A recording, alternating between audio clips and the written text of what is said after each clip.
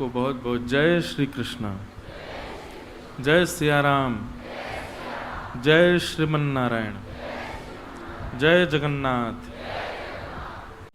सबको जय श्री कृष्ण, जय सिया राम, जय श्रीमन नारायण, जय जय श्री राधे। ठाकुर जी की बड़ी कृपा है। प्रत्येक दिन जो भगवत सत्संग में व्यतीत होता है, वास्तव में जितना क्षण, जितना समय हमारा भगवत सत्संग में, भगवत अनुभव में व्यतीत होता है, वही वास्तविक क्षण है। बाकी के समय तो हम लोग अनधिकारी चेष्टा कर रहे हैं। इस धराधाम पर आकर के अन्य विषयों का चिंतन कर रहे हैं। इसका मतलब वो हमारा वास्तविक समय नहीं है। जितनी देर हम भगवत चिंतन में रहते हैं, वही हमारा असली क्षण व्यतीत होता है। हमारे कई आचार्य चरण तो कहते हैं, जितनी देर हम भगवत अनुभव में रहते हैं, उतनी देर ही हम जीवित हैं। बाकी के समय हम लोग मरणासन व्यक्ति के समान हैं, या फिर कहें जानवरों के समान हैं।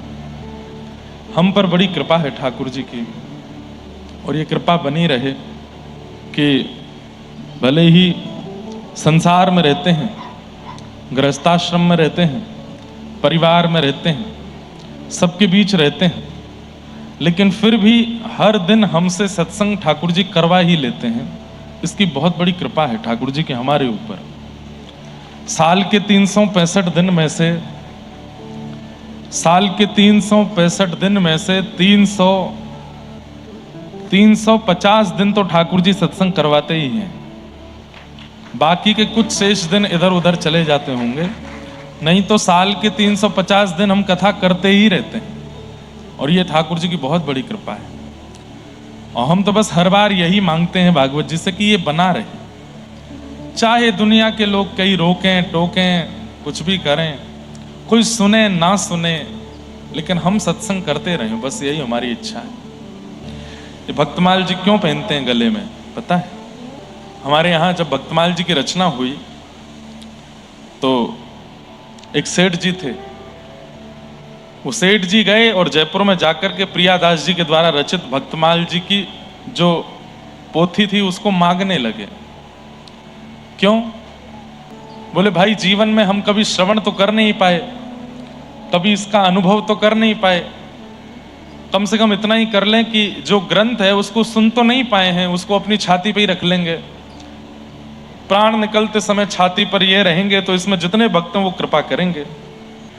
तो आपने भक्तमाल जी की प्रति लिखवाई और दूसरी प्रति अपने घर ले गए। अपने घर वालों से जाकर के बोले, मुझे तुम लोगों से कुछ नहीं चाहिए, जितनी जमीन चाहिए तुम्हारे नाम कर दूंगा, जायदाद तुम सब में बांट दूंगा, बस एक काम कर देना। बोले क्या? जब मेरे प्राण निकले ना तो ये पोथी रखी है अलमारी में, इसको निकाल के मेरी छाती पर रख देना, बस। असली घटना है, वही हुआ। जब उनका अंतिम समय आया, उनके सारे बच्चे सामने आ गए और सबने आगे कहा, पिताजी अंतिम इच्छा बता दीजिए। तो बोल नहीं पा रहे थे, बस इशारा कर रहे थे अलमारी की तरफ। तब एक बालक को याद, अरे इन्होंने कहा था कि वो पोथी मेरी छाती पर रख देना। तुरंत वो पोथी जैसे ही छाती पर रखी, बंधुओं, पुत्र पुत्री, पत्नी, बहुएं, नाती पोते सब अंतर ध्यान हो गए। श्री सूरदास जी महाराज, कुम्मनदास जी महाराज, श्री स्वामी हरदास जी महाराज, हितरवंश महाप्रभु, श्री गोस्वामी तुलसीदास जी महाराज, भक्तिमती मीराबाई, कर्माबाई, करमेती बाई, जितने चरित्र हैं भक्तमाल जी में और उसमें जितने भक्त हैं, सब भक्त चारों तरफ प्रकट हो गए। और प्रकट होकर के उन सेठ जी से बोले, चलो तुमको लेकर के चलें निज वृंदावन में, निकुंज में लेकर के चलें। और वे सब भक्तजन उन सेठ जी को लेकर के निकुंज में गए। प्राण निकल गए, लेकिन सब भक्तों के साथ वो गए। तब से हमारे वृंदावन में भक्तमाल जी को गले में पहनते हैं, और ऐसे पहनते हैं कि ये छाती पर रहें। क्या पता कब प्राण निकल जाए। तो जब भी अंतिम समय हो, जब भी प्राण निकलने का समय आवे, उस समय सब भक्त हमारे सामने प्रकट हो जाएं। हम लोगों ने जीवन में कुछ अच्छा तो किया नहीं है, ना हम लोगों से नियमित रूप से जप हो पाता है, ना भजन हो पाता है, ना कथा सुन पाते हैं, ना सेवा कर पाते हैं, कुछ कर तो पाते नहीं है। कम से कम इसके गले में पहन के मृत्यु तो अपनी सार्थक कर लें, इसलिए गले में भक्तमाल जी पहनते हैं। पर इतनी बड़ी विडंबना है बंधुओं, कितना सरल है मुक्ति प्राप्त करना। बस इसको पहन के रखो, कुछ मत करो, कभी भी प्राण जाए, चाहे अटैक से जाएं, भगवान ना करे, चाहे बीमारी से जाएं, हारी से जाएं, एक्सीडेंट से जाएं, गिर के जाएं, पड़ के जाएं, जैसे भी प्राण निकले, ये अगर चित्त पर हैं तो भक्त आएंगे, वही लेके जाएंगे। पहले कॉन्सेप्ट दूसरा था, ठाकुर जी आएंगे वो लेके जाएंगे, पर नाभा जी ने भक्तमाल जी लिख करके कॉन्सेप्ट बदल दिया। बोले ठाकुर जी तो कई बार गुण अवगुण देख करके आते हैं, कई बार ये सोच के आते हैं ओहो ये अवगुण वाला है, इसके पास नहीं जाऊंगा। भले ही इसने कथाएं सुनी, कथाएं करवाई, अनुष्ठान किए, लेकिन फिर भी मेरे को इसका ये दोष दिखाई दे रहा है, मैं इसके पास नहीं जाऊंगा। लेकिन भक्त तो बड़े करुणामय होते हैं, जब प्राण निकलते हैं तो भक्त लेकर के जाते हैं, ठाकुर जी से कहते हैं उद्धार करो इसका। ठाकुर जी कहते हैं इसमें इतने दोष हैं, बोले चाहे जितने दोष हों उद्धार कीजिए। क्यों? जीवन पर्यंत भक्तमाल जी को गले पर धारण किया। अब सोचो कितना सरल है, कितना सरल है, लेकिन इसमें भी कर्म फूट जाते हैं हम लोगों के। इतना सा नियम है कि केवल भक्तमाल जी धारण करो तो भोजन शुद्ध रखो, वो भी नहीं कर पाते हम। इतने पत्र आते हैं मेरे पास में, और हर पत्र में अधिकतर लोगों का यही प्रश्न है कि महाराज जी हम कंठी कैसे पहने, घर में तो ऐसा बनता है, ऐसा बनता है। और एक बात बोलूं, बुरा नहीं मानिएगा, और जगह तो प्याज लहसुन के प्रश्न आते हैं, पर बंबई में उल्लासनगर में तो सीधे मांस का ही प्रश्न आता है, घर में मांस बनता है। अब बताइए भैया, देखो प्याज लहसुन पर एक बार को छूट है, वैसे तो छूट नहीं है लेकिन फिर भी है, क्योंकि वो तामसिक पदार्थ है, ठाकुर जी के भोग में नहीं आता, इसलिए उसको पाना निषेध है। उसमें दुर्गंध है, इसलिए उसको पाना निषेध है। उसको प्राप्त करने, उसका पान करने वाला, सेवन करने वाला कभी भी भगवत भक्ति में आगे नहीं बढ़ पाएगा, जहां है वहीं रुक जाएगा, इसलिए उसका पान करना, उसका सेवन करना निषेध है। और सबसे बड़ी बात, गीता जी में भगवान कहते हैं भुंज्यते ते त्वघम पापात ये पचन्त्यात्म कारणम। अपने लिए जो भोजन बनाते हैं, मेरा बिना भोग लगाए जो पा लेते हैं, वो एक प्रकार से अपना पाप खा रहे हैं। वो प्याज का भोग ठाकुर जी को लगता नहीं, तो अगर हम उसको पाएंगे तो कहीं ना कहीं पाप ही खा रहे हैं। अच्छा, पाप कैसे है? मान लीजिए आपने गंगा स्नान किया, आपने तीर्थ यात्राएं की, आपने कथा सुनी, आपने किसी भी रूप से अपने पापों को नष्ट किया, तो पाप नष्ट हो गया। लेकिन जैसे ही आपने तामसी पदार्थ खाया, तो तामसी पदार्थ खाने से पाप नहीं लगता, पर पूर्व का जो नष्ट हुआ पाप है वो दोबारा खुल जाता है, दोबारा अंकुरित हो जाता है। इसलिए उसको खाना निषेध है। साधकों के लिए निषेध है, भक्तों के लिए निषेध है, प्रेमियों के लिए निषेध है, जिनका उद्देश्य भगवत प्राप्ति है उनके लिए निषेध है। कोई एक्स्ट्रा पाप नहीं लगेगा, पर पूर्व का जो नष्ट हुआ पाप है वो जरूर दोबारा प्रकट हो जाएगा। लेकिन यहां तो सीधा आता है मेरे पास में कि महाराज जी घर में मांस बनता है, अब क्या करें? भैया भक्तमाल जी बिल्कुल मत पहनना। हम लोग पुण्य नहीं कर सकते, भजन नहीं कर सकते, नाम नहीं कर सकते, भगवत सेवा नहीं कर सकते, कोई बात नहीं, लेकिन कम से कम अपराध तो नहीं करना है। हमसे सेवा नहीं बन पाती, नाम जप नहीं बन पाता, भगवत आराधन नहीं बन पाता, कोई बात नहीं, लेकिन वो तो बन ही नहीं पाता, ऊपर से अपराध और कर रहे हैं, वो तो बिल्कुल नहीं करना है। गले में इनको धारण करना है, रसोई में छिलका भी ना आ जाए असद वस्तु का, तो ही धारण कीजिएगा, नहीं तो धारण मत कीजिएगा। और मांस तो बहुत दूर की बात है।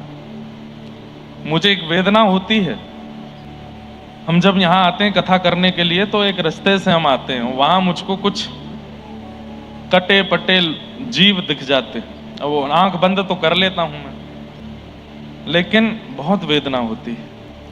कथा एक बार सुन ली है, एक बार वृंदावन हुआ हो, राधा नाम मुख से बोल दिया है, रज को माथे से लगा लिया है, तो इतना तो कम से कम परहेज कर लीजिए कि किसी जीव को मत खाइए, किसी जीव की हिंसा मत करो।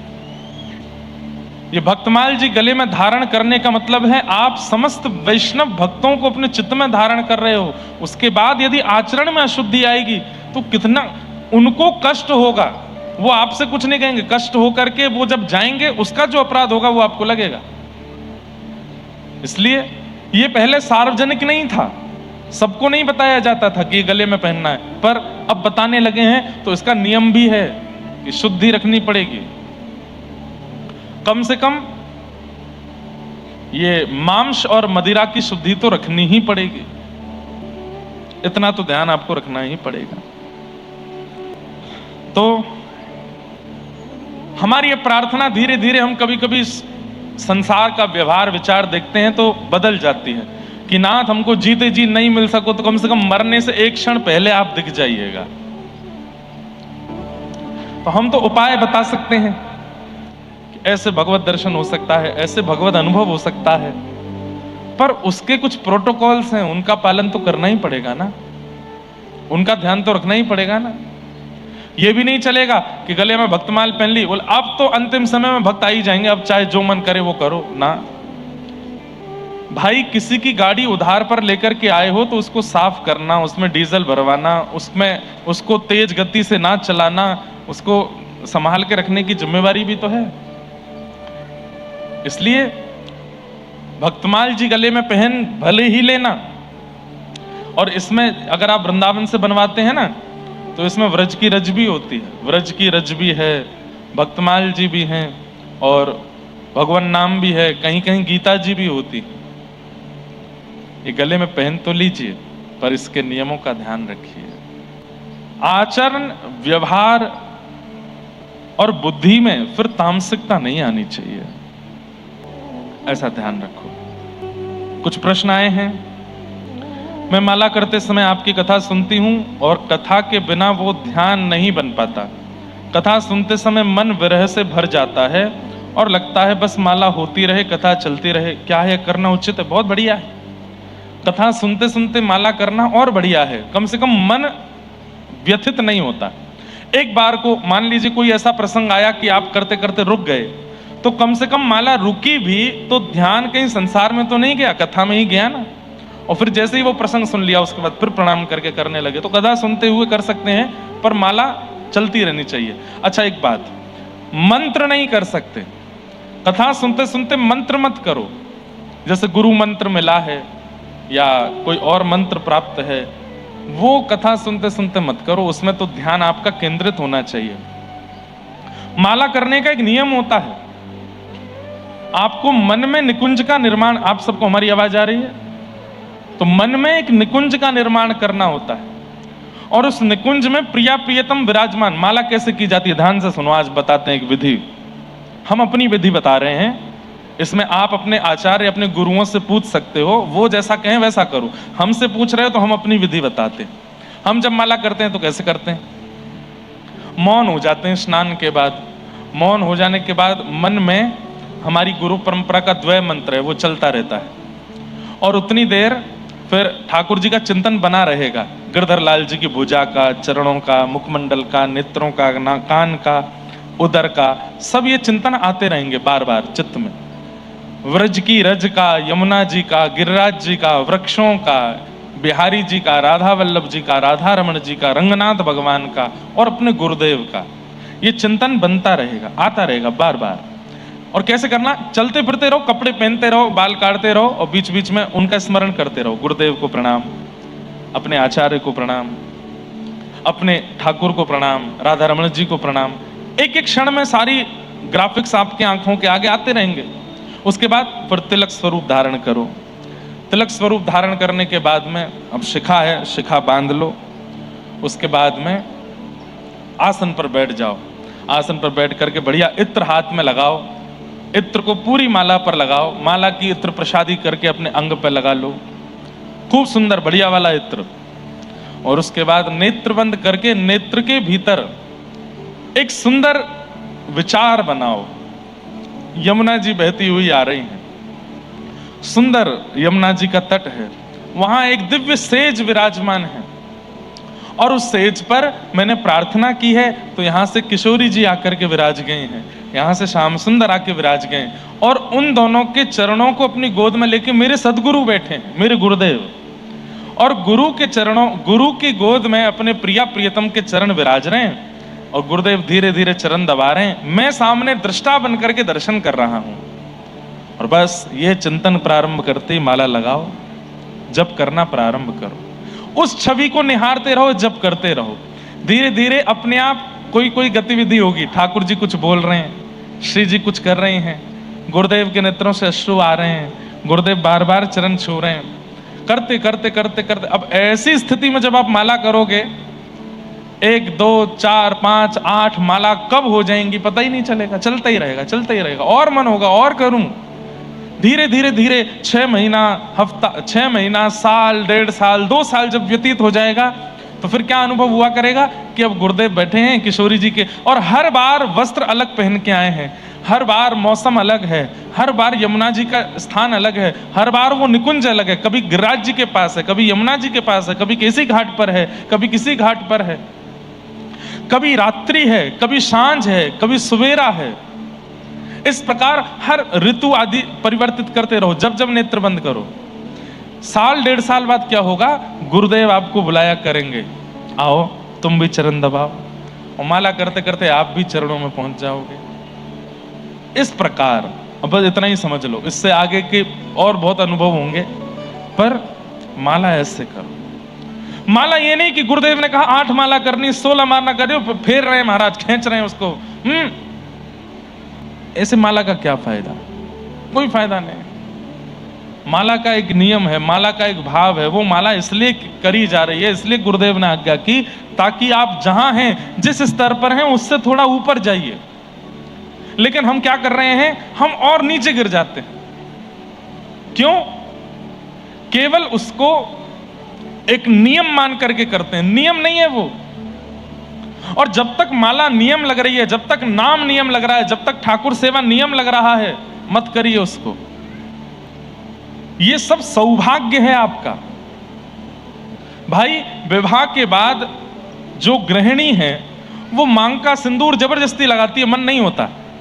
गले में मंगलसूत्र जबरदस्ती पहनती है, मन नहीं होता। सास ससुर को प्रणाम जबरदस्ती करती है, मन नहीं है। घर के काम काज जबरदस्ती 100 सुनाते सुनाते करती है, तो फिर मन में भाव नहीं आएगा कि तो फिर ब्याह क्यों किया, जब ये सब जबरदस्ती है। तो ब्याह किया है तो सौभाग्य मान करके सिंदूर लगाओ, सौभाग्य मान करके मंगलसूत्र पहनो, सौभाग्य मान करके घर को अपना मान के कार्य करो, सौभाग्य मान के माता पिता की सेवा करो।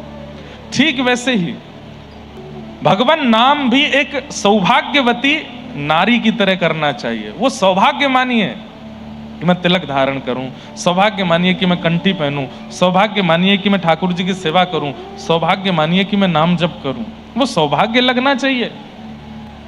वो भार अगर लग रहा है तो मैं तो सलाह दूंगा 1-2 हफ्ते के लिए नाम मत करिए। जब तक भार लगे, जिस दिन भार लगे, आसन पर बैठ के लगे कि बहुत जल्दी में हूं और मुझसे हो नहीं पाएगा, मत करिए। इससे अच्छा तो करो मत, जब समय हो तब करो। पर यह भी एक गलत बात है कि हम ठाकुर जी के लिए समय नहीं निकाल पा रहे। कैसे भी करो। अच्छा, हमने अपने आचार्य चरण से पूछा, कई बार हमारे नियम नहीं बन पाते, हमारा नियम नहीं हो पाता, तो हमने अपने आचार्य चरण से पूछा कि हम क्या करें।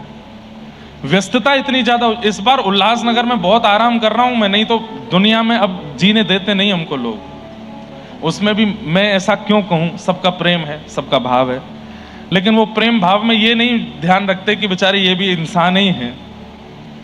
हमसे कहेंगे महाराज जी एक बार हृदय से लगा लो, हम कहेंगे बेचारे का कैसा भाव है। हृदय से लगाते हैं, 2 घंटा बाद सोशल मीडिया पे वीडियो बन रही होती है उसकी कोने से। कितना हृदय में ठेस पहुंचती है कि मैंने तो हृदय प्रेम से लगाया था, पर उसको वीडियो बनवानी थी अपनी। गुरु को, आचार्यों को कंटेंट मत बनाइए, उनको आचार्य ही रहने दीजिए। हमें कभी कभी बहुत पीड़ा होती है कि हम भी एक कैरेक्टर बन गए हैं, बैठ जाओ मुस्कुराते रहो फोटो खिंचाओ। नहीं, आप हमारे साथ कर रहे हैं, हम अलाउ करेंगे, फिर कल को बड़े महापुरुषों से मिलोगे तो उनके साथ भी करोगे, वहां अपराध बनेगा फिर। इसलिए हम सबको बोलते हैं कि भाई महाराज जी को, गुरु जी को कंटेंट मत बनाओ। हम तो बहुत बड़े वाले कंटेंट बन गए हैं आजकल। अब हमें ये लगता ही नहीं है कि कोई हमसे भाव से मिलने आए, सबके प्रति एक ही भाव लगता है, सब फोटो खिंचाने आए हैं। बिना फोटो के तो कोई मिलता ही नहीं है। ठीक है, आप कहेंगे महाराज जी स्मृति है, स्मृति तक रखो, फिर उसको प्रचार क्यों करना सब जगह? मत करो। कई माताएं बहनें तो बुरा नहीं मानना, वो तो ऐसे वीडियो बनवाती हैं जैसे मैंने उनसे एकांत में बैठ के कितनी बात कर ली हो। बाद में मुझे देख करके लगता है अरे राम, ये तो ऐसा लग रहा है कि 2 घंटा इनसे जो है गुफ्तगू की है मैंने। डर के मारे हम कई बार तो सोशल मीडिया खोलते नहीं, पता नहीं क्या डला होगा, आज क्या डल गया होगा, आज कहां से क्या डाल दिया होगा। ऐसा नहीं करो। तो भैया कुछ भाव हम अपने मन के कहते हैं, इनका ध्यान रखा करो। माला का नियम बताते हैं, नाम का नियम बताते हैं, मानसी का नियम बताते हैं। और एक बात, सब चीज भूल जाइएगा लेकिन एक बात याद रखिएगा, मानसी में गुरुदेव के साथ ही जाना है। ये चिंतन जब भी करना है गुरुदेव के साथ ही करना है, बिना गुरु के मत जाइएगा। गोपियां रास में बिना किशोरी जी के चली गई, इसीलिए ठाकुर जी अंतर ध्यान हो गए थे। इसलिए अपनी गुरु के साथ ही रास में, गुरु के साथ ही मानसी में प्रवेश करो। चिंतन जब भी करो अपने गुरुदेव को आगे रखो। और गुरु दीक्षा नहीं हुई है तो जिनके प्रति बहुत समर्पण है उनको गुरु मान के उनको आगे रखो। उससे क्या होगा, हमारा चित्त विकार युक्त है। आप करके देख लेना, बिना गुरु के मानसी में जाके देखना, थोड़ी देर बाद में ही वो दिखेगा जो नहीं दिखना चाहिए। लेकिन गुरु के साथ जाओगे तो मन को एक भय बना रहेगा, गुरुदेव खड़े हैं आगे, कुछ गलत चिंतन नहीं करना, कुछ गलत चिंतन नहीं करना। और सुनो, गुरुदेव के बाद भी अगर गलत चिंतन बन जाता है तो 6 महीना के लिए पॉज ले लो, मानसी में ही मत जाओ। अपना आचरण शुद्ध करो, भोजन शुद्ध करो, अन्न शुद्ध करो, विचार शुद्ध करो, उसके बाद जाओ। हमारे यहां मानसी सेवा को बहुत बड़ी प्रणाली माना गया है। प्रत्यक्ष सेवा से ज्यादा लाभकारी मानसी सेवा है। तो जिन बहन जी का यह भाव है कि वो कथा सुनते हुए माला करती हैं, अच्छी बात है, चिंतन करते हुए करो।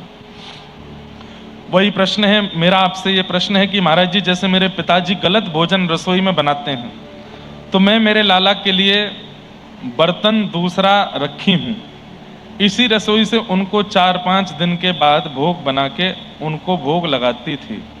मेरे गुरुदेव ने कहा कि जिस रसोई में मांस बना हो उस रसोई में से भोग लाला को नहीं लगाना है। बिल्कुल ठीक बात है, नहीं लगाना। क्या करें, वो ठाकुर जी को फलाहारी रखो, फल ही खिलाओ बस। अगर रसोई शुद्ध नहीं है तो केवल ठाकुर जी को फल और दूध इन पे ही रखो। आप बोलेंगे आपको कष्ट हो रहा है, उससे ज्यादा कष्ट तब होगा जब उस रसोई से भोग बन के आएगा। ठाकुर जी को बिल्कुल इससे बढ़िया फल पवा दो। और श्रीमद वल्लभाचार्य जी महाराज ने अपने शिष्य को एक बहुत बढ़िया उपाय बताया था, वो हम आपको बता देते हैं। क्या?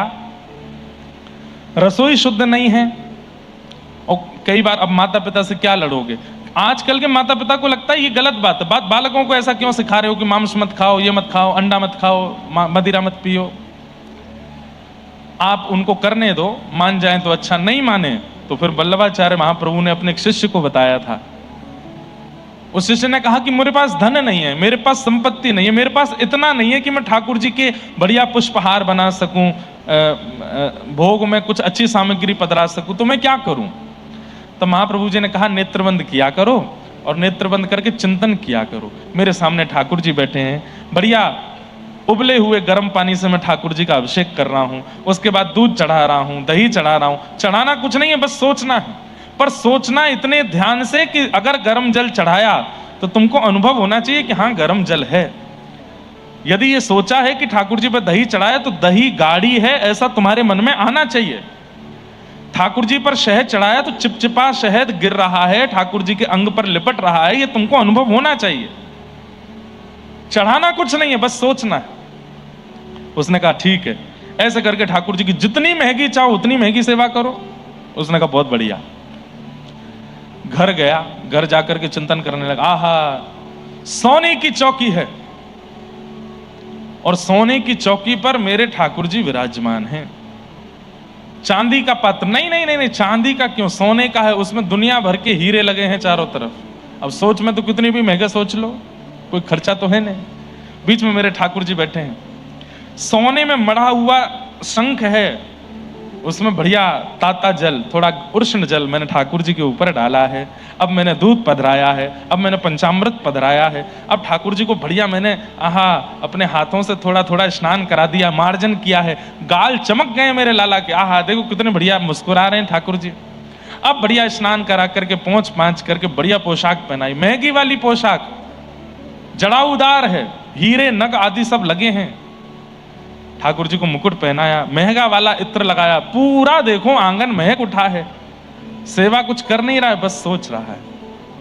अब ठाकुर जी तैयार हो गए, चलो दूध भोग रखे।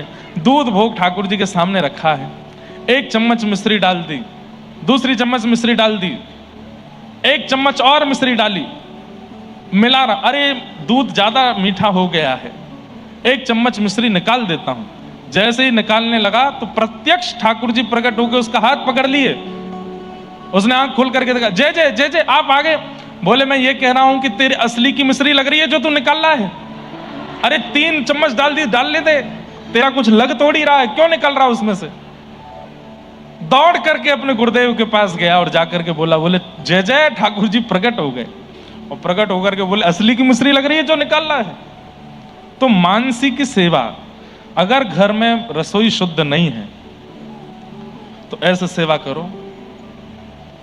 ठाकुर जी के आगे खाली बर्तन रख दो और बर्तन में विचार करो, सामने चूल्हा है, चूल्हे पर खीर बनाई है, खीर बना करके एक कटोरी में पधरा दी, कढ़ी बनाई, कढ़ी पधरा दी, पूड़ी बनाई, पूड़ी पधरा दी, ऐसे करके भोग लगाओ और प्रत्यक्ष रूप से ठाकुर जी को फल पवाओ। यही एक उपाय है और कोई नहीं। किसी को दीक्षा लेनी है पर उनकी भी यही बात है कि घर में परिवार में मांस का सेवन करते हैं, सात्विकता नहीं है, तो क्या मैं दीक्षा ले सकती हूं? क्या ठाकुर जी हमें स्वीकारेंगे? ले तो सकते हैं, लेकिन आप जीवन में कभी सेवन मत करिएगा। और जैसे एक बहन जी को बताया वैसे ये भैया भी उसी प्रकार का भाव रखें। आपने कल कथा में कहा था कि विरह चाहिए तो स्वयं कर, तो अगर ठाकुर जी ने दी तो तोड़ देंगे, परंतु अगर हमें टूटने की इच्छा हो तो कान्हा जी के प्रेम और विरह में कैसे प्राप्त करें? उस विरह को कल हमने इस विषय पे बहुत चर्चा की थी। अब विरह की चर्चा आज नहीं करेंगे, आज लाल जी का जन्मोत्सव है। देखिए तीसरी पर्ची, मेरा आपसे यह प्रश्न है महाराज जी कि मेरे पिताजी गलत भोजन करते हैं, सबके एक ही बात है, क्या करें बताओ? मतलब मांस कितना प्रिय है लोगों को, सोच करके मुझे डर लगता है। किन्हीं का भाव है कि गुरुजी मेरा विवाह होने वाला है, वह लोग पुष्टि मार्ग के संप्रदाय से हैं, परंतु मैंने मन से आपको गुरु माना है, मुझे आपसे ही दीक्षा लेनी है। मेरे होने वाले पति को आपसे दीक्षा लूं, उसमें वो राजी हैं, परंतु ससुराल के लोग बोले रहे हैं कि उनके ही संप्रदाय में दीक्षा लें। कोई बुराई नहीं है इसमें, आप हमें शिक्षा गुरु मान लीजिए और हम शिक्षा गुरु ही हैं। दीक्षा तो हम देने लगे क्योंकि बहुत बालकों का मन होने लगा था। बाकी आप किसी भी परंपरा में दीक्षा लीजिए, अगर और पुष्टि मार्गीय हो या गौड़िया वैष्णव हो, रामानंदी हो, वैष्णव कोई भी संप्रदाय से आप दीक्षा ले लीजिए, कोई दिक्कत नहीं है। हमारे प्रति भाव है, आप हमको शिक्षा गुरु मान लीजिए, हम आपको समय समय पर कथा सुनाते रहेंगे। अब आप हमसे दीक्षा ले लो, घर में उल्टे कलेश हो जाएं ब्याह के बाद, क्या फायदा ऐसी दीक्षा का? तो ऐसी दीक्षा मत लो, वहीं दीक्षा लो जहां आपके घर वाले चाह रहे हैं और बढ़िया रहेगा। आदि आदि सब भाव हैं, सबको हम प्रणाम करते हैं। आज की मधुर कथा में प्रवेश करते हैं। परीक्षित महाराज को 7 दिन में मृत्यु का श्राप लगा है। क्यों? आखेट को वन में गए थे, शमिक ऋषि के गले में मरा हुआ सर्प डाल दिया। क्यों डाल दिया? जल की याचना की थी, पानी पिला दो, लेकिन ऋषि ध्यानस्थ बैठे थे तो इनको ऐसा लगने लगा कि ये ध्यान व्यान नहीं कर रहे हैं, पाखंड कर रहे हैं। मैं अधिकतर कथाओं में बताया करता हूं कि कलयुग का आपके ऊपर प्रभाव होगा तो सबसे पहले तिलकधारी, चोटीधारी, धोतीधारी, भगवत वैष्णव वेशधारियों के प्रति आपके चित्त में निंदा का भाव प्रकट हो जाए, समझ जाओ कलयुग आपके ऊपर आ चुका है। किसी भी भजनानंदी को देख करके आपके चित्त में उसके प्रति निंदा की भावना, उसकी हंसी उड़ाने की भावना अगर चित्त में आ रही है तो इसका मतलब ये कलयुग का प्रभाव है बंधुओं। लेकिन एक बात बोलूं, अभी ना कलयुग थोड़ा चतुर होता जा रहा है। कैसे चतुर हो रहा है? व्यसन विषय की भावना में रहकर के कलयुग भजन करवा रहा है। जैसे मैंने ऐसा अनुभव किया है, कथा में अधिकतर आने वाले लोग वे मांस भी खाते हैं, मदिरा भी पीते हैं और कथा भी सुनते हैं। उनके चित्त पर इसका असर नहीं हो रहा है। अब ये क्या हो रहा है? कलयुग क्या कर रहा है? बोले मैं तुमसे भजन भी करवाऊंगा, मंदिर भी ले जाऊंगा, तीर्थ यात्रा भी करवाऊंगा और अंत में जो कलयुग के नियम है वो भी करवाऊंगा। मेरी बात को अन्यथा मत लीजिएगा। अभी भजन संकीर्तन करने के नए नए ढंग शुरू हो गए हैं दुनिया में। उसके विरोध में नहीं हूं मैं, पर नाम अपना असर तो करेगा। अब आप आगे का नाम भजन रखो, पीछे का नाम कुछ और रखो, उसका मतलब क्या है? उसका मतलब तो वही है ना, उल्टा सीधा खाना पीना या अलग अलग व्यवहार करना। अब कथा का नियम क्या है? व्यास मंच पर व्यास जी बैठे, नीचे बिना किसी सपोर्ट के, बिना किसी व्यवस्था के सारे श्रोता बैठे और कथा सुन रहे हैं। ऐसे ही कथा चित्त में आ सकती है।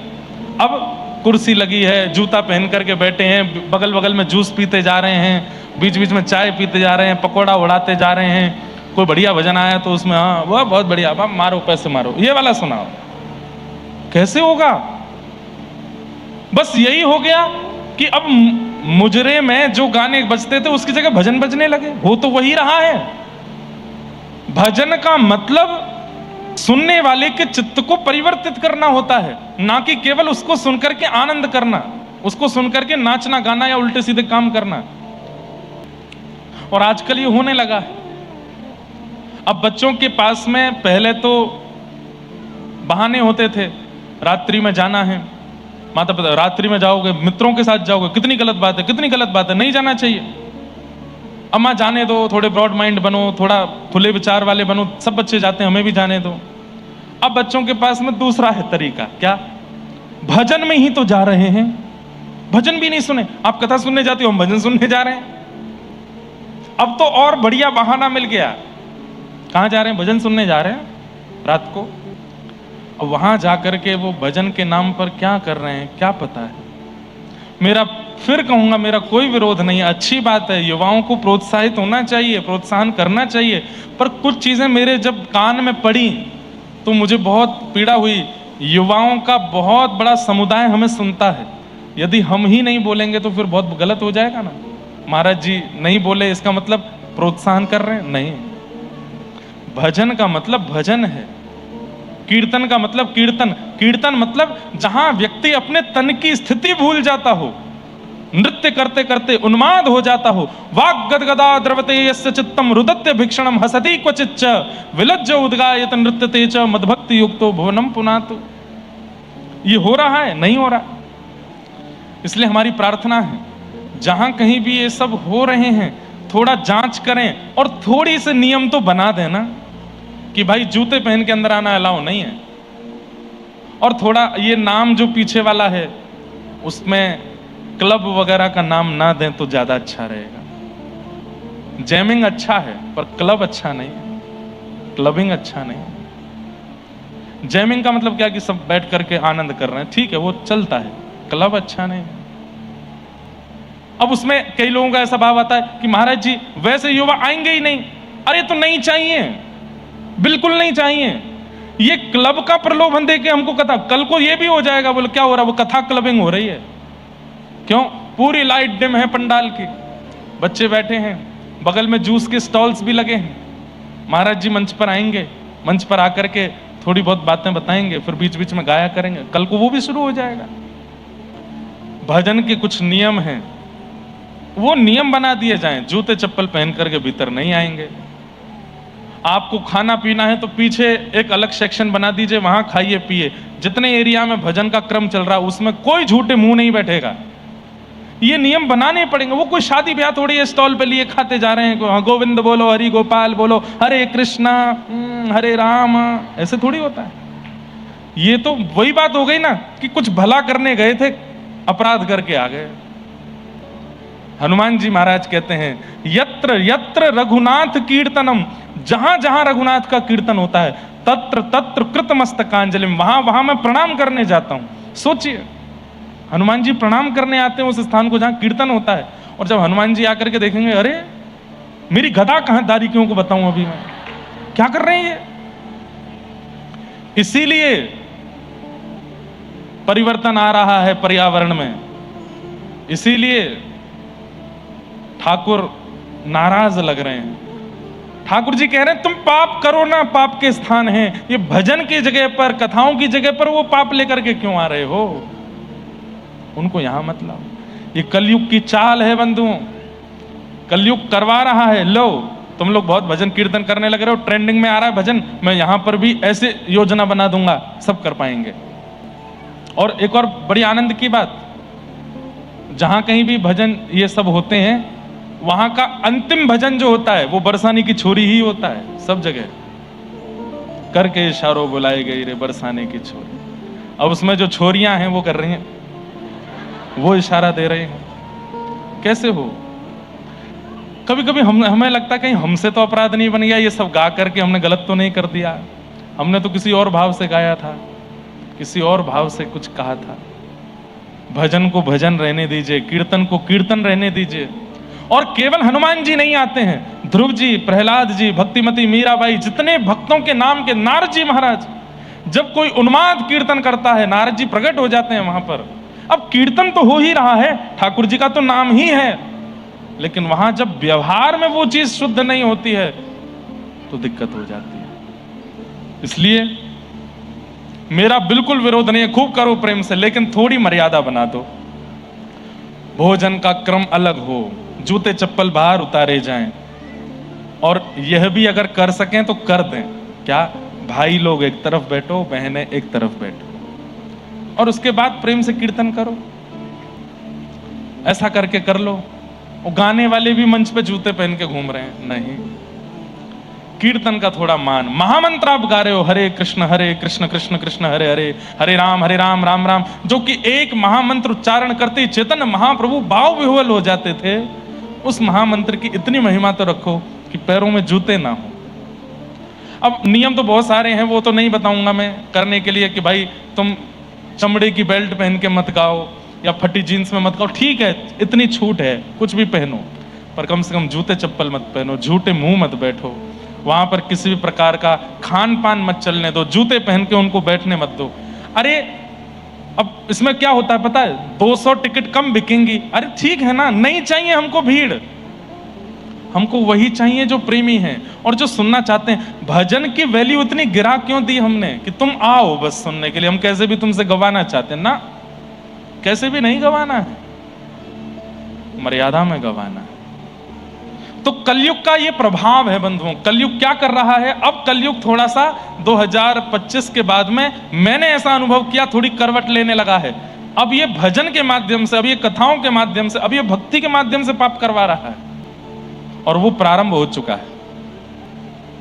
परीक्षित के दिमाग में कलयुग बैठा है, इसीलिए एक संत का अपमान किया और बोले, अरे पाखंडी, यहां भजन का बहाना बना करके मैं जल मांग रहा हूं, मुझे जल नहीं दे रहे हैं, गले में मरा हुआ सर्प डाल दिया।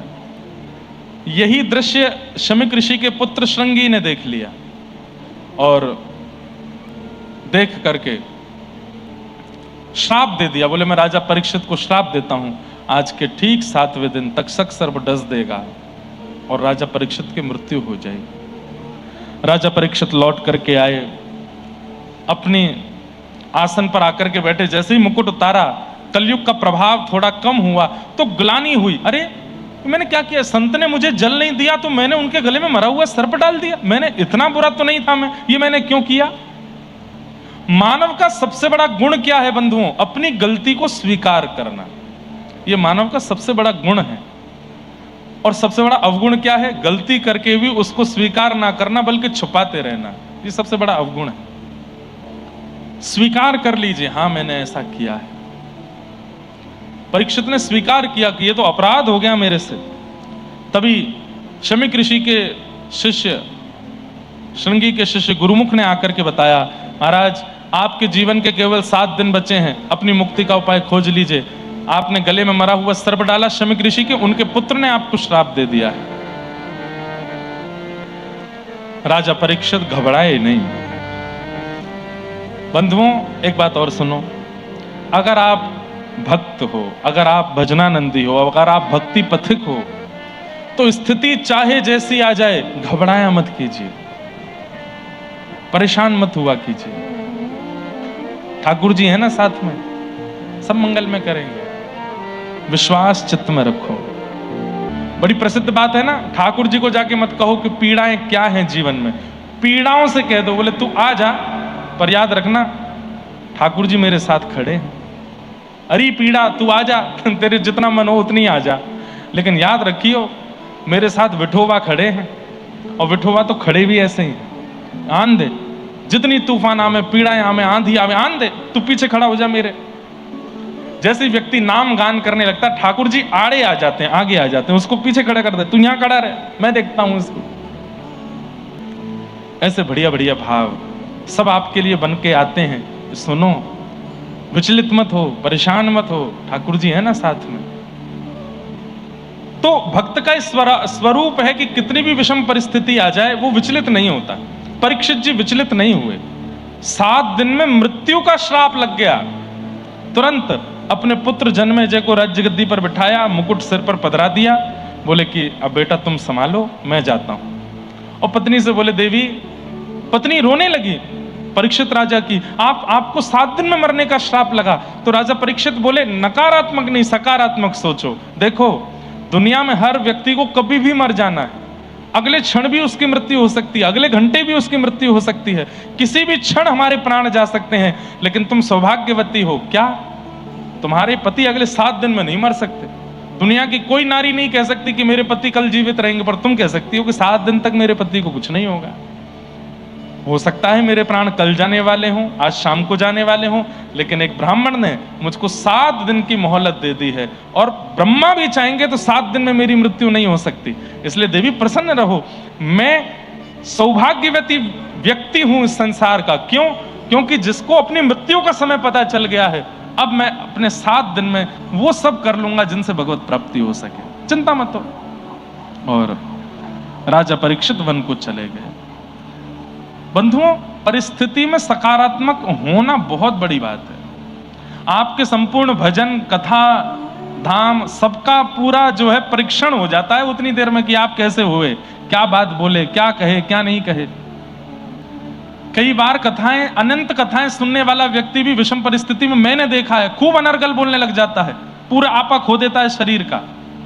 लेकिन विषम परिस्थिति में आप शांत हैं, आप मौन हैं, और आप धैर्यवंत होकर के जी रहे हैं। राजा परीक्षित वन में गए, अनेक संतों से कहा कि मेरी मृत्यु का उपाय बताइए, मुक्ति का उपाय बताइए। तभी वहां सुखदेव जी का आगमन हुआ, और सुखदेव जी ने आकर के कहा, राजन, परीक्षित जी ने चरणों में प्रणाम करते हुए कहा, भगवान, जल्दी मरने वाली की मुक्ति का उपाय क्या है, कृपा कर मुझे बताओ।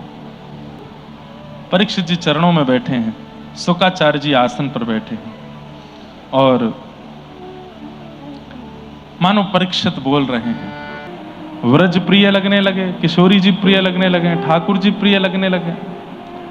इस भयंकर संसार में जहां पर हमारे मन को अपनी ओर खींचने वाले हजारों चोर, लाखों चोर बैठे हैं, लेकिन इन सब चोरों के बीच से चोराग्र गणने के प्रति रुचि बन जाए, जिसकी वजह से बन जाए, उसके बार बार धन्यवाद रहना कि आपकी वजह से हमको ठाकुर जी प्रिय लगे, आपकी वजह से हमको व्रज प्रिय लगा, किशोरी जी प्रिय लगी। आज परीक्षित जी महाराज सुखदेव जी के चरणों में प्रणाम करते हुए कह रहे हैं, भगवान, मेरे जीवन के 7 दिन बचे हैं, कृपा करके बताइए मैं क्या करूं। तब सुखदेव जी महाराज कहते हैं, वरीयाने शते प्रश्न क्रतो लोकहितं नृप आत्मविद सम्मतः पुंसां श्रोतव्यादिषु यप्परः। राजन, तुम्हारा जो प्रश्न है वो लोकहित के लिए बढ़िया है, लेकिन पर्सनली तुम्हारे लिए उचित नहीं है। क्यों? क्योंकि तुम पूर्व से ही भगवत प्राप्त हो, तुम्हारा जन्म बाद में हुआ है, भगवत दर्शन तुमने अपनी मातृ गर्भ में पहले किया है। तो मुक्ति तो तुमको वैसे ही मिल जानी है।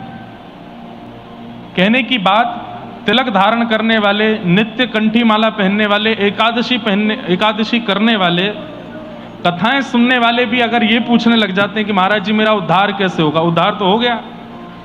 तिलक धारण करते हो, कंठी पहनते हो, एकादशी करते हो, उद्धार तो हो गया।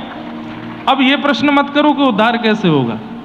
अब तो ये प्रश्न करो कि जितने दिन हम जीवित हैं उतने दिन में हम ऐसा क्या करें कि ठाकुर जी का अनुभव हो जाए। उद्धार तो होना निश्चित है।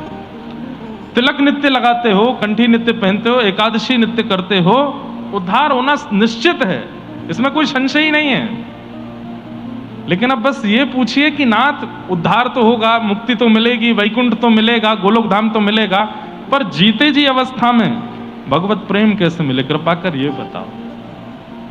और इसका एक ही उपाय है बंधुओं, ठाकुर जी को जो प्रिय लगता है, ठाकुर जी को जैसा व्यवहार, जैसा गुण, जो विचार प्रिय लगते हैं वो करो। हम एक उपाय बता दें, अपने ठाकुर जी को नित्य भक्त चरित्र सुनाओ। हमने बहुत लोगों के ये नियम धारण करवा भी दिए और जिनके नहीं हुए उनसे हम निवेदन करते भी हैं।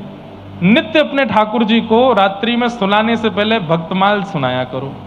आप भक्तमाल नहीं सुना सकते तो हम इतने सारे भक्तों के चरित्र सुनाते हैं, यहाँ याद कर लो और वहां जाके ठाकुर जी को इत्र लगाते लगाते, सेज सजाते सजाते, ठाकुर जी को सुलाते सुलाते किसी भक्त का चरित्र सुनाओ।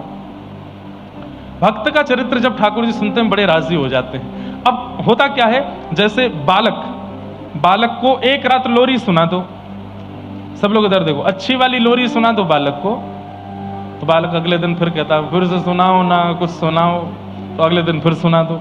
तीसरे दिन वो फिर, महाराज वो अपने माता पिता को छोड़ के आपके पास ही सोएगा, क्यों, मुझे लोरी सुना, आज भी कोई कहानी सुना दो। ठाकुर जी को रात्रि में भक्तों का चरित्र सुनना बहुत प्रिय लगता है। आप नित्य सुनाना प्रारंभ कर देंगे तो ठाकुर जी सब छोड़ छाड़ के उल्लासनगर भाग के आया करेंगे। बोले वो भक्त मेरे को रोज नित्य कुछ सुनाता है, वहां चलो। और अगर आपने नहीं सुनाया तो देखना उस रात्रि स्वप्न में ठाकुर जी रूठे रूठे आएंगे, आज नहीं सुनाया कुछ भी, आज नहीं बताया कुछ भी। नित्य सुनाया करो ठाकुर जी को, बहुत प्रिय लगता है ठाकुर जी को। एक भक्त चरित्र है राम प्रसाद जी का, बहुत अच्छा चरित्र है राम प्रसाद। इनके जो पिताजी थे उन्होंने विरक्ति ले ली थी, वन में जाकर के राम राम राम राम भजते थे। एक दिन राघव जी प्रकट हो गए और राम जी प्रकट होकर के बोले, दो शब्द बोलेंगे तुमको मानना पड़ेगा। तो राम प्रसाद के पिताजी बोले, भगवान आप मेरे सामने आ गए और मैं क्या मांगूं। बोले लेकिन हम कुछ चाहते हैं, वो तुमको करना पड़ेगा। तो राम प्रसाद जी बोले आज्ञा करो। राम प्रसाद जी के पिताजी बोले आज्ञा करो। तो राम जी बोले विवाह कर लो। तो ये तो बड़े व्याकुल हो गए, बोले कि मैं सब छोड़ छाड़ करके इनकी शरण में आया और ये कह रहे हैं ब्याह कर लो। और ठाकुर जी अंतर ध्यान हो गए। अब वो जो विरक्त हुए थे बेचारे वापस घर आ गए, तो गांव के लोगों ने बड़ी हंसी उड़ाई, बोले बन आए सन्यासी, हो गई श्रद्धा पूरी। और वो दुनिया को कैसे बताएं कि ठाकुर जी बोले कि वापस घर जाओ ब्याह करो।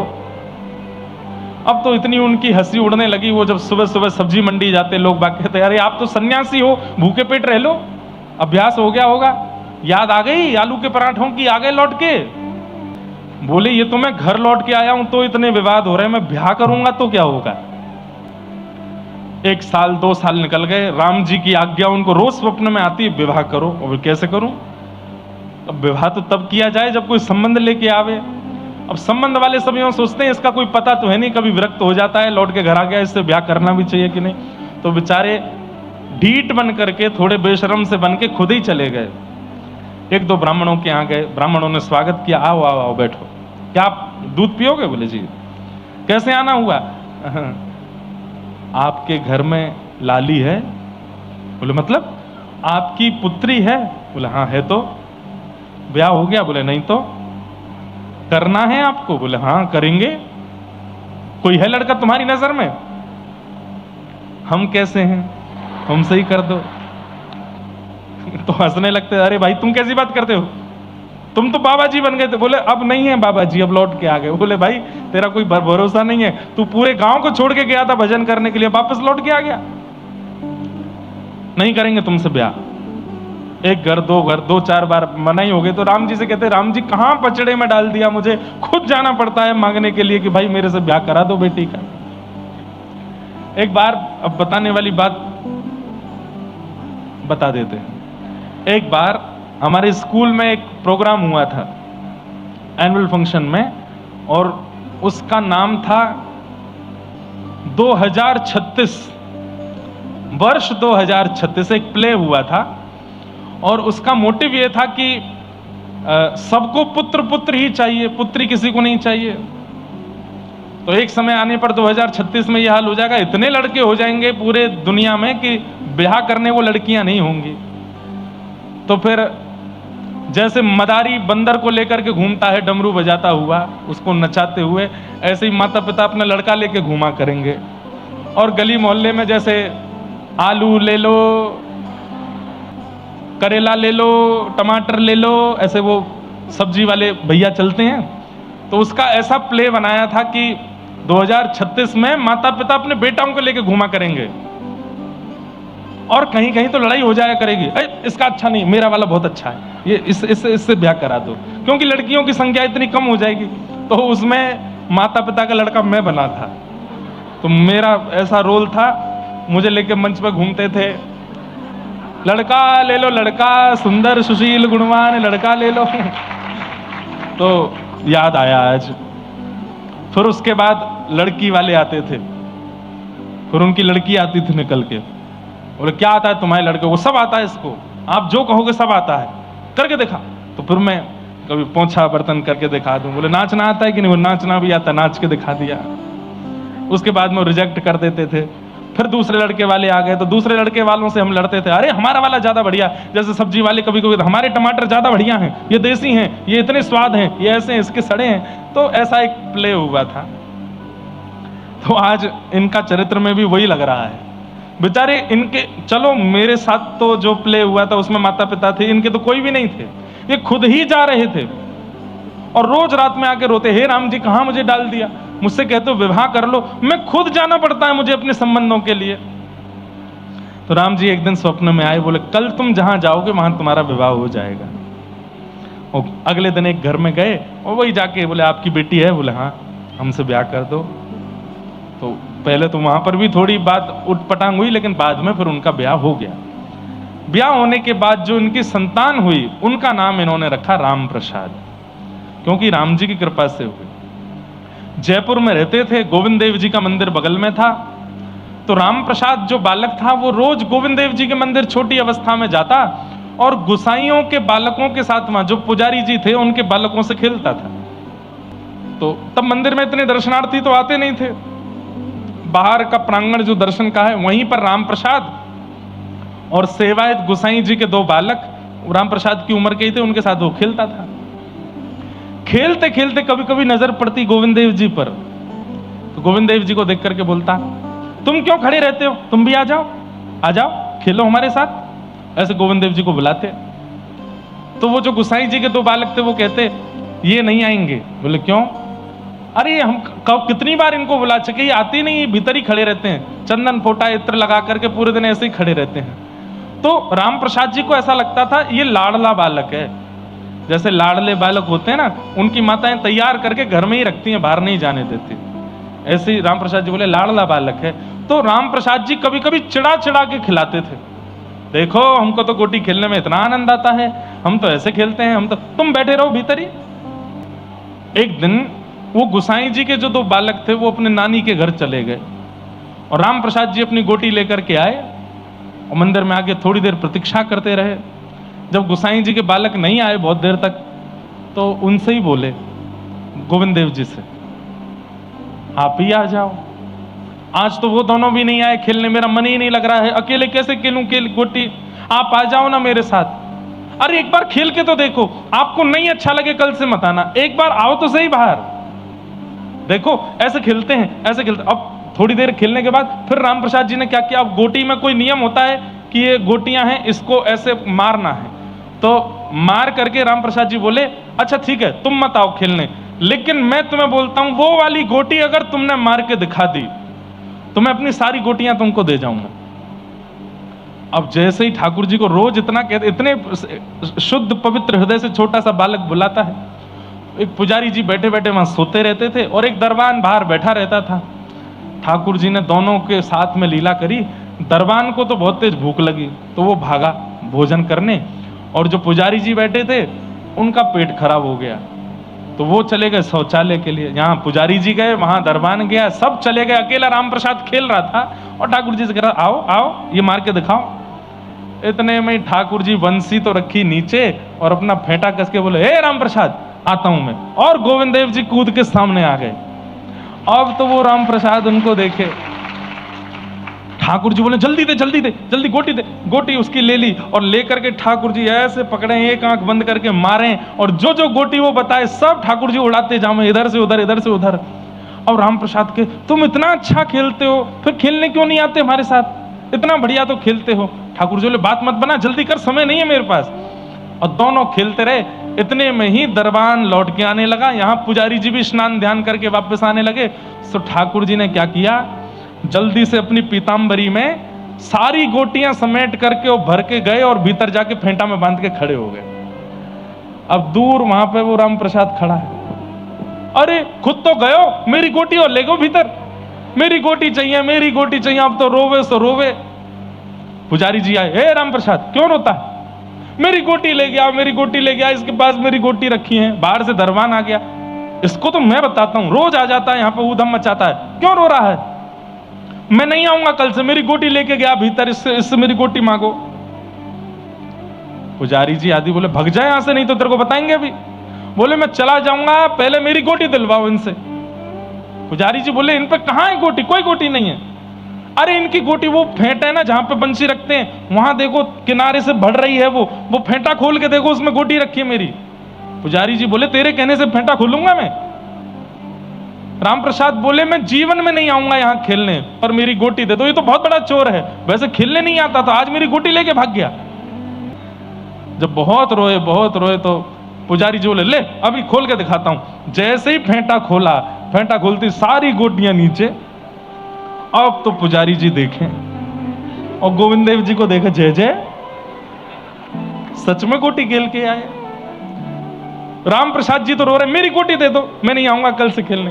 पुजारी जी के नेत्र सजल हो गए और जाके बोले ये सच में आए थे। बोले हाँ, कैसे आए थे।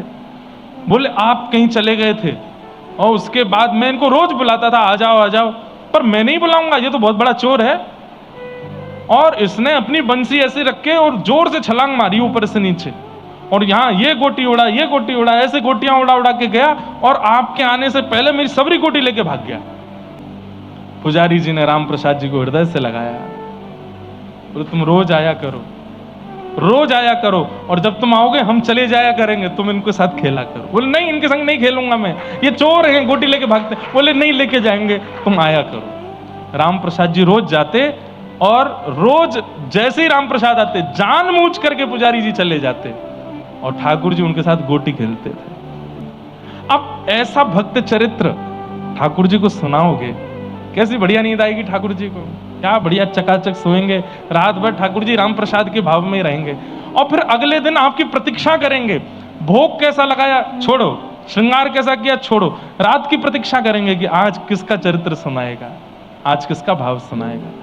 तो या तो भक्तमाल जी से भक्त चरित्र पढ़ के सुनाओ, और नहीं सुना सकते तो कथाओं में जो वक्ता जन सुंदर सुंदर चरित्र ठाकुर जी के सुनाते हैं उनको याद कर लिया करो, और ठाकुर जी को सुलाते सुलाते चरण दबाते दबाते सुनाया करो।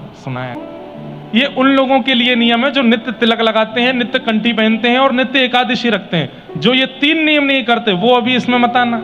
वो पहले तिलक लगाना प्रारंभ करो, पहले एकादशी करना प्रारंभ करो, पहले कंठी पहनना प्रारंभ करो, पहले उस नियम में तो आओ जिससे देह का कल्याण हो, फिर उसके बाद भगवत रिझाने की आपको अनुमति मिलेगी।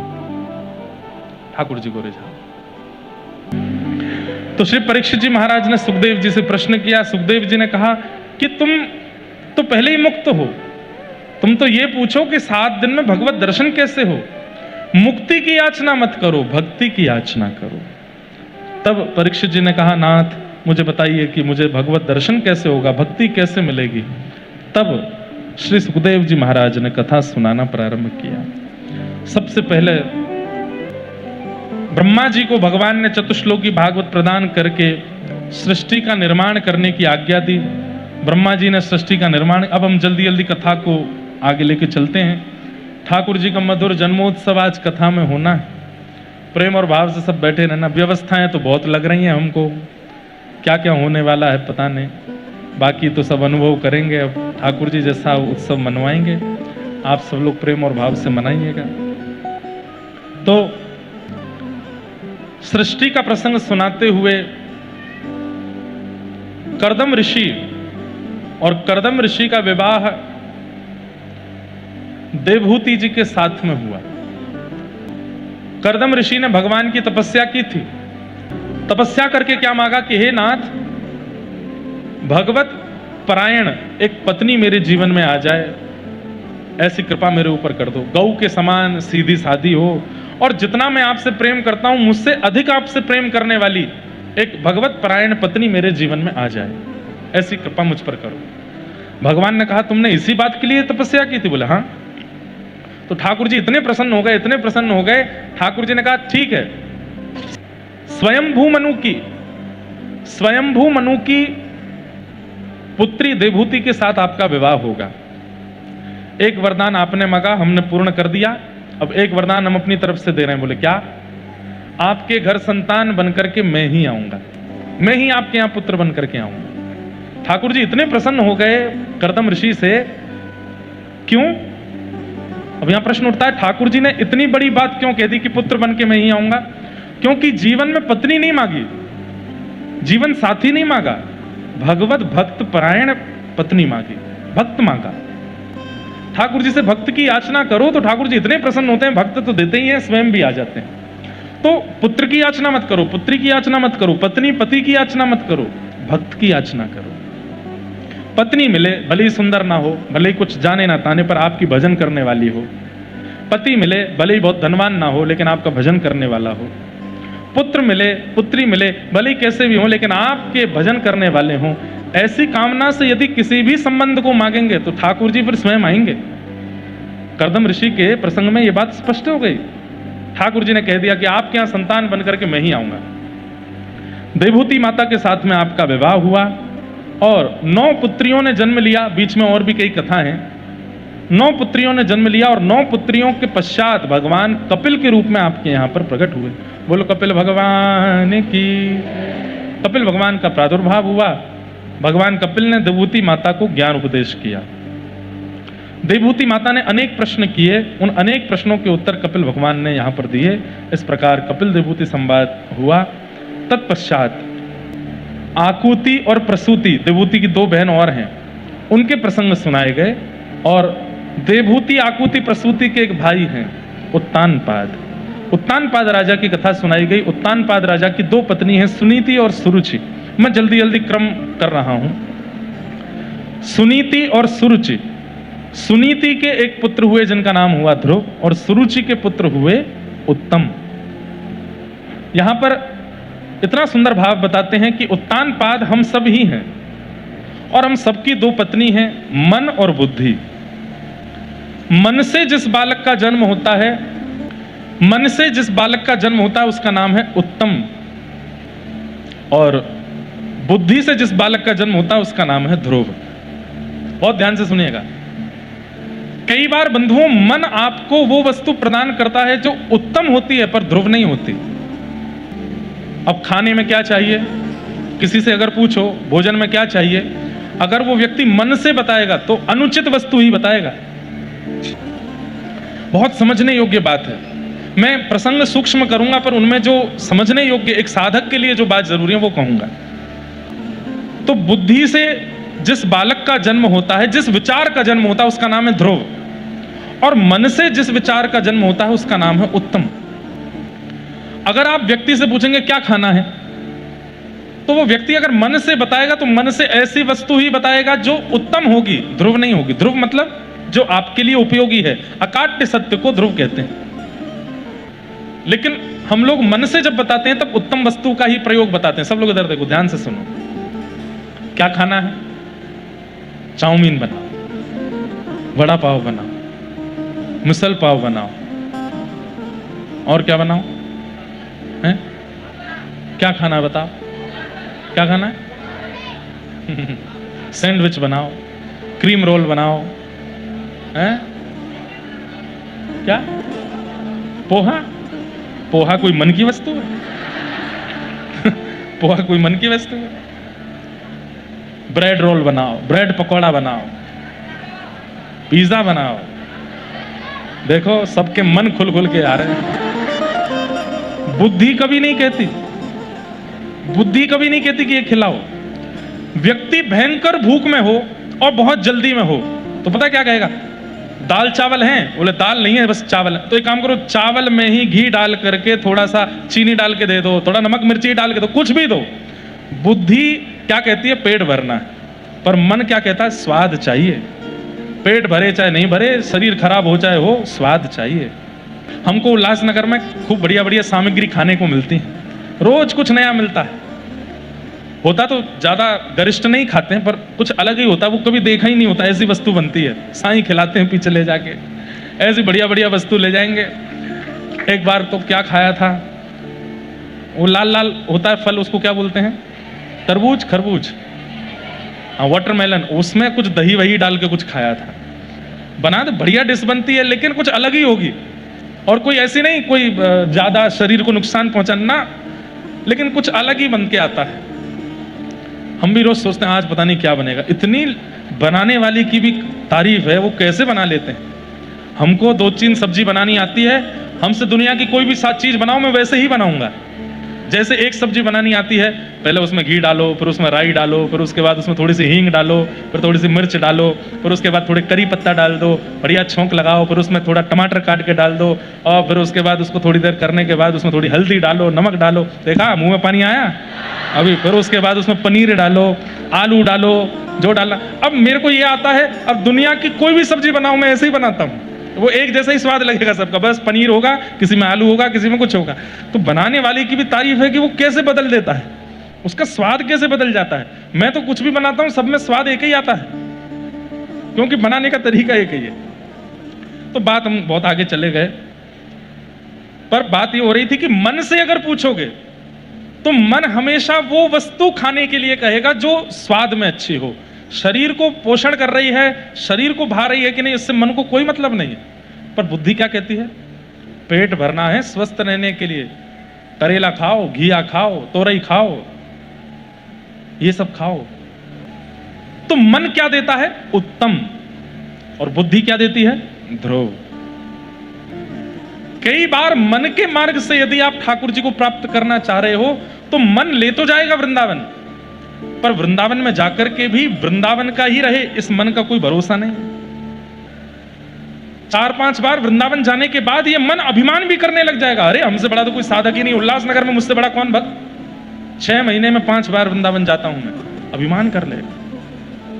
मन लेकर के तो जाएगा सदगुरु के पास, मन लेकर के तो मुझे दीक्षा चाहिए, अभी एक्साइटमेंट हो रहा है, अच्छा लग रहा है, मुझे चाहिए।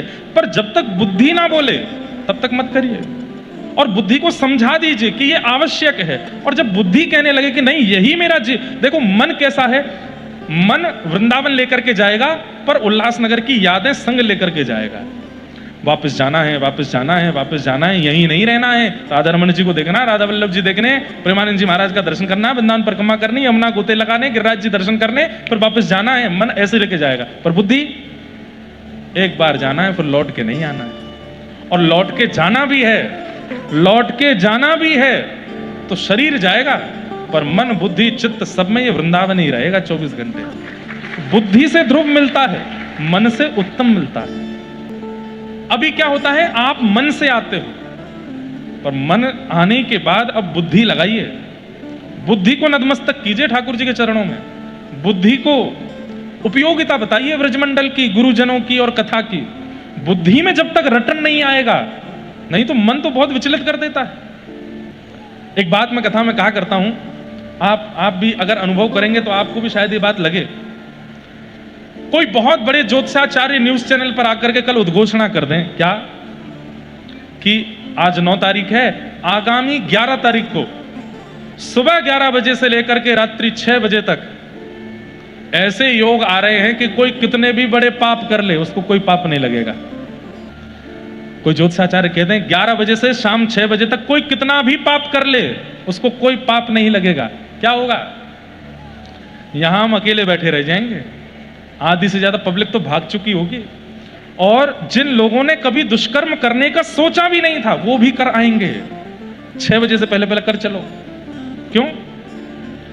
चिंतन में चलता रहता है दुष्कर्म, लेकिन हमको पाप पता है, पाप है, पाप है, पाप है, मना किया है, शास्त्रों में मना है, आचार्य मना करते हैं, ग्रंथ मना करते हैं, इसलिए नहीं करना है। पर मन तो चाहता है कि कर ले, पर नहीं, मना किया है, गुरुजनों ने मना किया, आचार्यों ने मना किया, नहीं करना है।